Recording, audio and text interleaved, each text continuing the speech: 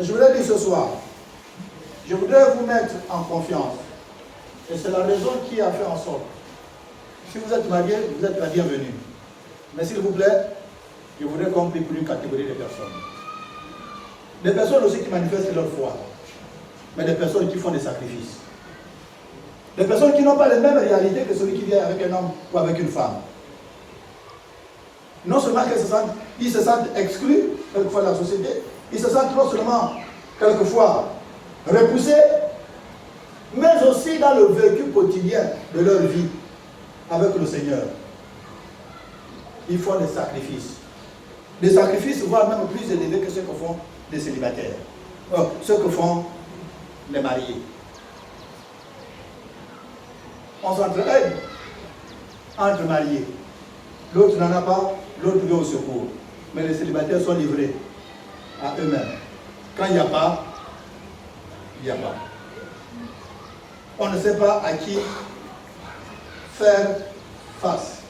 Mais quelquefois, quand il n'y en a pas là, ça ne veut pas dire qu'il n'y a pas de solution. Mais à cause de vœux qu'ils ont fait au Seigneur, obligés de souffrir que de prendre le raccourci. Ça mérite un encouragement, aussi un soutien dans la prière. On est toujours prêt à condamner. On est toujours prêt à parler. Mais c'est difficile de se mettre à la place des autres et les soutenir dans la prière. Quand nous vous appelons pour les telles réunions, pour moi ce n'est pas une humiliation. Mais c'est parce que je compatis avec vous. J'essaie d'imaginer. Moi aussi je fus célibataire un moment. Je suis passé par là et je sais les pressions qui sont les vôtres. Les sollicitations qui sont les vôtres. Et là où je suis, je ne peux pas oublier là où je suis passé.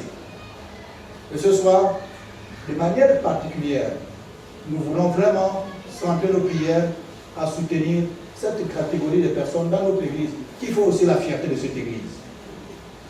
Non seulement la fierté, mais qui font aussi la vie de cette église, puisqu'ils participent même dans les mouvements, même dans les comités, et même financièrement, ils participent. Ils méritent, s'il vous plaît, aussi un soutien dans la prière. Si tout de suite, on attendait que tel, qu'on le veuille ou pas, il sera difficile pour nous de se taire. On va condamner. Mais en amont, qu'avons-nous fait? Est-ce qu'il y a eu un tout petit peu, un petit temps de prière que nous avons pris vis-à-vis de ces personnes? Quelquefois non. Mais c'est ça l'Église. Nous devrons prier pour toutes les couches sociales de l'Église. Et ce soir, nous sommes là pour soutenir la foi, pour soutenir le ministère, pour soutenir la vie de nos frères et de nos sœurs qui vivent seuls, pour que Dieu continue à les utiliser, que la crainte de Dieu continue à s'emparer de leur vie. Amen, amen. Amen. Donc, je veux vous dire une chose. Vous tous qui êtes seuls, ce n'est pas une malédiction. Ne prenez pas ça comme une malédiction. Il faudra aussi qu'on se fasse, que l'on comprenne. Il faut que ça rentre dans les têtes. Tout le monde ne sera jamais marié. Et puis la preuve, prenez les statistiques dans le monde, il y a plus de femmes que des hommes. Donc si c'était que le célibat devrait être une malédiction, Dieu aurait pu faire dans toute la terre le nombre de femmes, le nombre des hommes. Pour que chacun a une femme, que chacun a un homme. Mais malheureusement, il y a plus de femmes que des hommes. Si cette logique-là, s'il vous plaît, tout le monde ne sera jamais marié. Et ceux qui ne sont pas mariés ne veulent pas dire qu'ils sont maudits. Donc ne prenez pas ça comme une malédiction. Mais aussi, il y a des avantages d'être célibataire. Mais en tout temps que vous voulez rentrer là-bas, il y a des gens qui veulent sortir même de là-bas. C'est ça que vous comprenez. Amen. Vous voulez rentrer dans le mariage, mais il y a des gens qui sont mariés là-bas qui cherchent à sortir. Ne fabriquez pas. Si ça vient, ça vient. Si ça ne vient pas, restez tranquille. Demeurez dans la foi. Craignez Dieu. Il y a des avantages, s'il vous plaît, même dans servir Dieu. Il y a des avantages pour les célibataires. Il y a des choses que les célibataires peuvent faire que les mariés ne peuvent plus faire. Donc ce soir, je voudrais vous le dire clairement. Si quelqu'un amène des visions, bancales pour dire tu es maudit, on t'a attrapé, refuse ça. Ça ne te ressemble pas. Ce n'est pas une fatalité d'être célibataire. N'allez pas fabriquer des visions.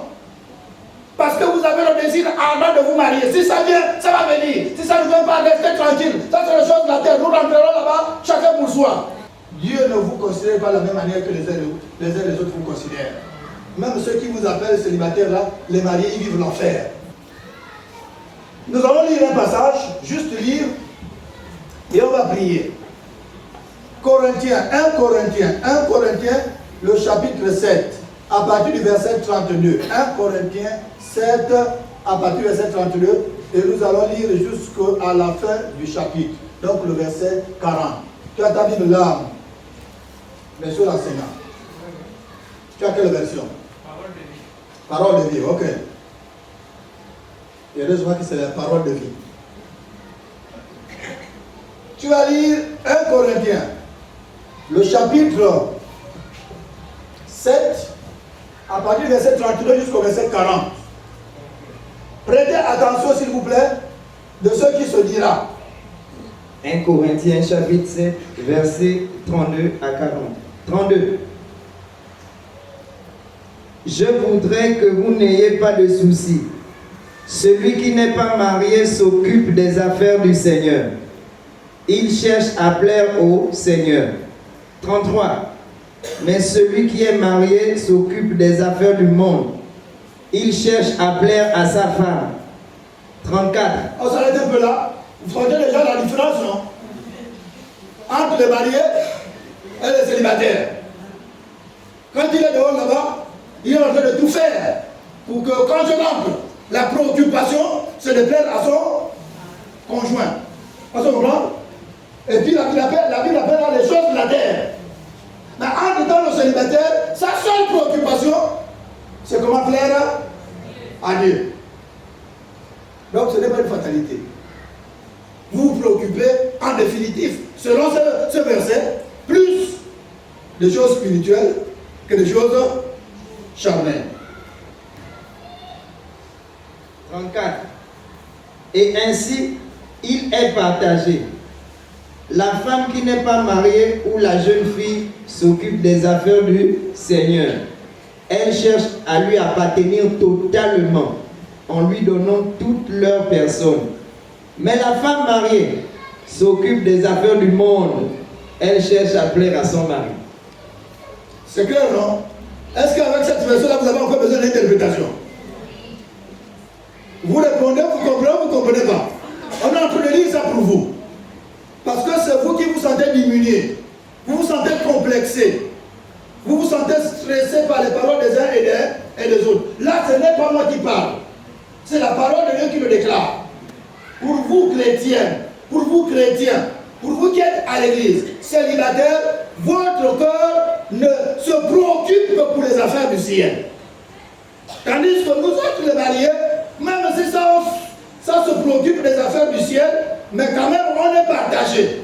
En train de chercher à plaire à Dieu, en même temps en train de chercher à plaire au conjoint. C'est ce que la Bible veut dire. Mais par contre vous, il n'y a pas à plaire à qui que ce soit si ce n'est au Seigneur. Mais moi c'est deux situations. Et à l'autre et à Dieu.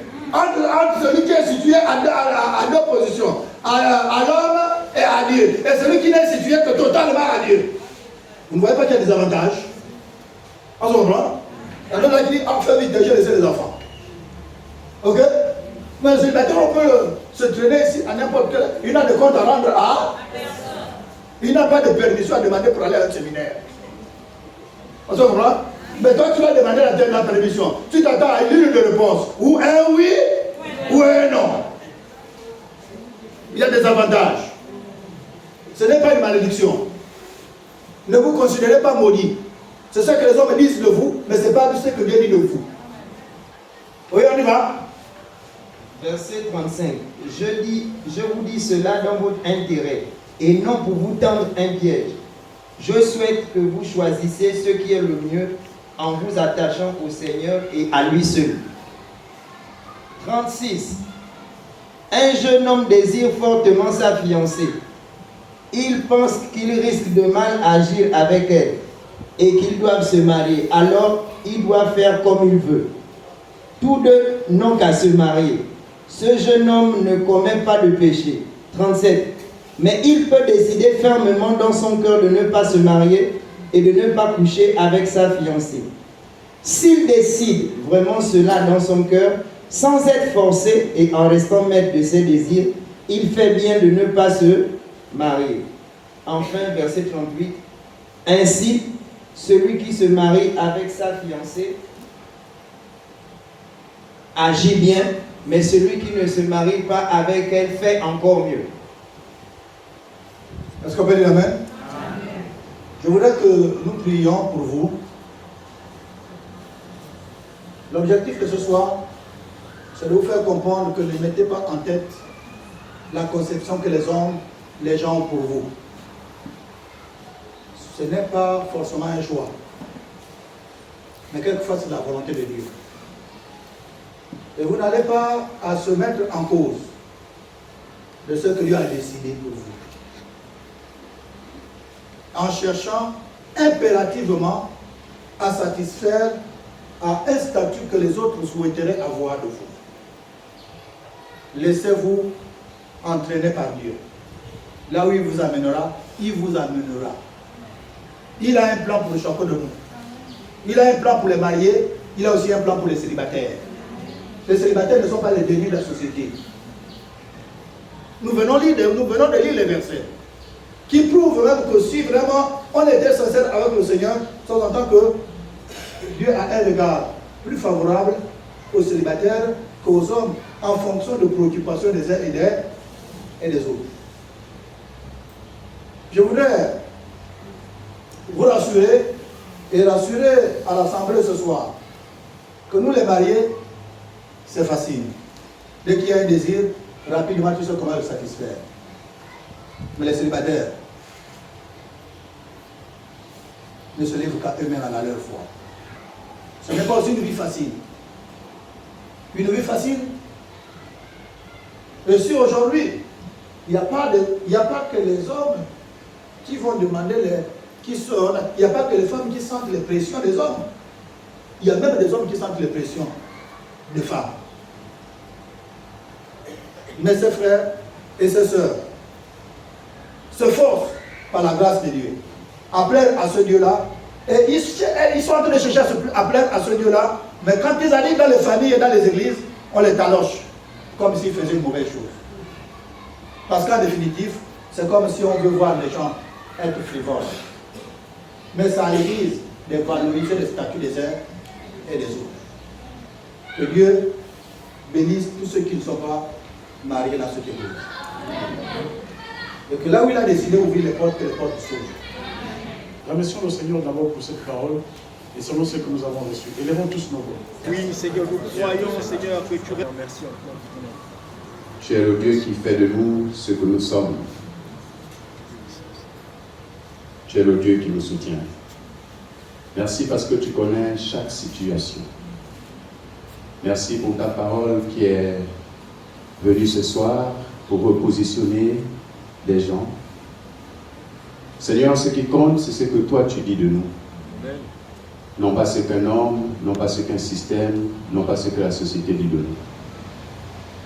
Merci pour ses sœurs et ses frères. Je prie au nom de Jésus-Christ. Seigneur, qu'ils soient fortifiés en toi. Seigneur, par rapport aux tribulations qu'ils ont dans la chair. Seigneur, nous prions que leur foi soit fortifiée en toi. Seigneur, malgré les regards des hommes, la pression des familles, Seigneur, tu es leur refuge, tu es leur bouclier. Ils ne céderont pas aux sirènes de ce monde. Ils ne céderont pas à tout ce qu'ils entendent autour d'eux. Ils restent fixés sur toi. Et Seigneur, c'est toi qui as des projets pour eux. Seigneur, uniquement ta volonté s'accomplira dans leur vie. Ils attendent uniquement ce que toi tu as décidé. Il en sera ainsi au nom de Jésus-Christ. Non pas parce que le monde le veut, mais à cause de ta fidélité. Merci parce que tu es le Dieu Tout-Puissant. Seigneur, cet enseignement, tu l'avais préparé pour eux. Et ils reçoivent cela comme une pluie qui vient restaurer leur âme, qui vient restaurer leur vie. Merci pour ceux que tu as donné un cœur ce soir. Tu es fidèle, Éternel. Tu es fidèle. Seigneur, que le doute s'en aille. Que les préjugés s'en aillent. Que le fait d'être humilié s'en aille. Ils sont ce que tu dis d'eux. Ils sont ce que tu as prévu pour eux.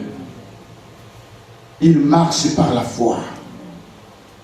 Ils marchent par l'espérance de ta parole. Elle est certaine pour leur vie. Elle s'accomplira. Au nom de Jésus-Christ. Amen. Amen.